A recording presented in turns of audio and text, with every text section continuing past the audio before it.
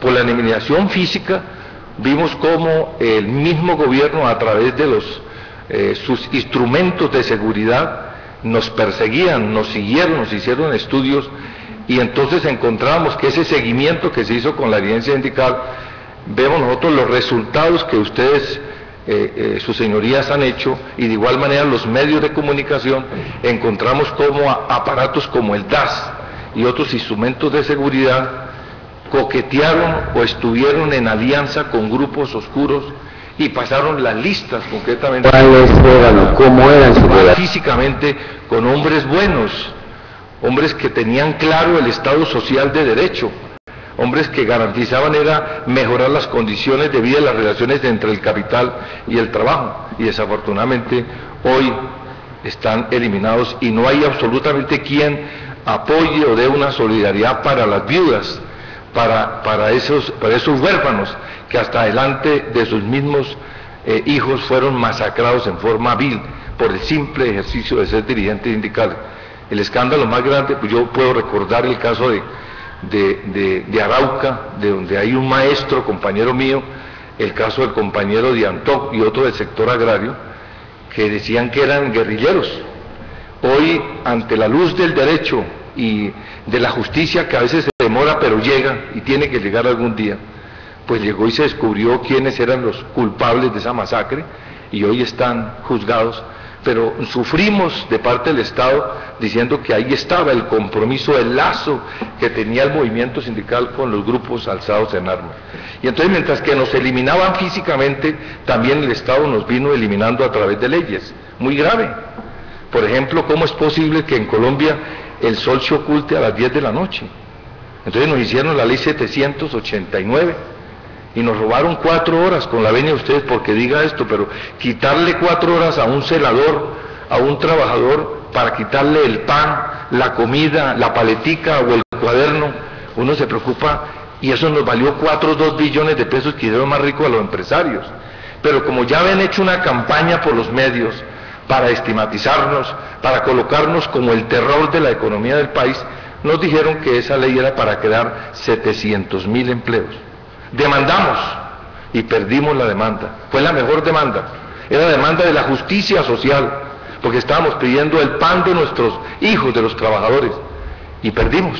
Pero lo cierto es que yo le digo a los profesores de sociales, ustedes tienen que ya no pueden decir mentiras que aquí el sol se oculta a las 6 de la tarde, hay que decir que se oculta a las 10 de la noche por un acto jurídico del Congreso de la República. Pero no se quedaron con eso, fuera de que nos golpean, porque el hecho no es solamente que lo maten a uno físicamente, sino también de matarlo por el hecho de no tener las condiciones económicas. Nos metieron las cooperativas de trabajo asociado. Y yo le dije personalmente al presidente Uribe, antes de que hiciera el decreto, que nos permitiera el diálogo, porque estaban tergiversando el verdadero sentido del cooperativismo. Son cooperativas que hacen transacciones laborales, intermediación laboral, no hay derecho a formar el sindicato a pesar de que lo dice la Constitución, pues ahí se le niegan a ellos el derecho a eso. Y en ese sistema tenemos el problema de esas cooperativas y los contratos de prestación de servicios. Imagine usted que en el DAS yo tengo mis escoltas y les pagan cada 3 meses convenios, eso es por contratos, y ellos tienen que, antes de recibir el primer salario, pagar para la publicación sin haber ganado salario. Eso es una cosa gravísima, y ese es el único que se encuentra aquí. Nuestros médicos están por contrato de prestación de servicios, les niegan la salud. Entonces nos mataron el derecho de asociación, el derecho a presentar pliegos, el derecho a reclamar, porque con esa inestabilidad laboral la gente no reclama. Entonces mire cómo también fuera de la eliminación física nos han venido con esta serie de actos eliminándonos laboralmente. Muy grave el tema, que yo creo que eso ha generado la mayor inconformidad. Y un tema que es de bastante relevancia fue el caso del paro de los corteros de caña, donde el mismo presidente de Manizales o de Armenia dijo que ese era un paro patrocinado e impulsado por las FARC, y yo estaba allá. Imagine que impulsado por la FARC, un paro donde se levantaron los corteros de caña, porque allá hay las famosas cooperativas de trabajo asociado que le roban la mitad del salario. pero nos dieron que ser un paro subversivo, guerrillero, que se habían metido asesores de no sé qué, si de cuándo, nos persiguieron, mandaron toda la fuerza pública, nos tocó enfrentarlo con las marchas, salir a la protesta social. Ustedes vieron que mientras que marchábamos nosotros, también los empresarios impulsaron eso. Es decir, que en este país hemos tenido dos clases de eliminación: la eliminación física, que ahí están comprometidos todos los grupos paramilitares, incluidos fuerzas del Estado, y la eliminación por la vía jurídica con toda esta política que hoy encontramos. Estamos a unos cuantos meses que el 31 de julio de este año se eliminan los regímenes prestacionales. Es decir, de aquí en adelante la convención colectiva no tendría ningún sentido, porque se acaban. Es decir, no importa en qué se esté trabajando, los únicos regímenes que han quedado excepcionados es el del presidente de la República y las fuerzas militares. Los demás desaparecen a las 12 de la noche quien no haya cumplido con nuestros derechos. De esa manera nosotros vemos la persecución constante que hemos tenido, y por oponernos a eso, pues nos ha tocado hacer huelgas, marchas, protestar, posiblemente crear problemas de desorden a nivel del transporte, hablar un poco claro pues ante los medios. Pero eso es un delito en Colombia porque no está garantizado el derecho a la protesta. Doctor Tarcisio, dentro de estos dos grandes grupos de tipologías de ataques que usted ha señalado, quisiera preguntarle particularmente dentro de la primera de ellas, la que se agrupa dentro de estos ataques contra la integridad de los sindicalistas en Colombia, la integridad física y demás. Dentro de esta tipología, en relación con los años 2002 a 2005, ¿ustedes observaron algún tipo de patrones existentes? Sí, pues siempre la hemos tenido. Yo creo que pero sí hubo en cada uno de estos años un comportamiento muy difícil. Por ejemplo, el hecho en que nosotros tengamos que el presidente de la CUT, Tarcisio Mora, tenga que estar con 3 escoltas y un carro, quiere decir que no hay garantías. El día que haya garantías es que Tarcisio Mora, como presidente de la central, pueda hacerlo. Que haya más de 1.500 esquemas para el movimiento sindical, eso muestra las condiciones reales que tiene el movimiento sindical. Y no encontramos otra salida sino esa. Segundo, a los escoltas nuestros les exigían informes para saber dónde íbamos, qué hacíamos, etcétera. Es decir, que teníamos un seguimiento.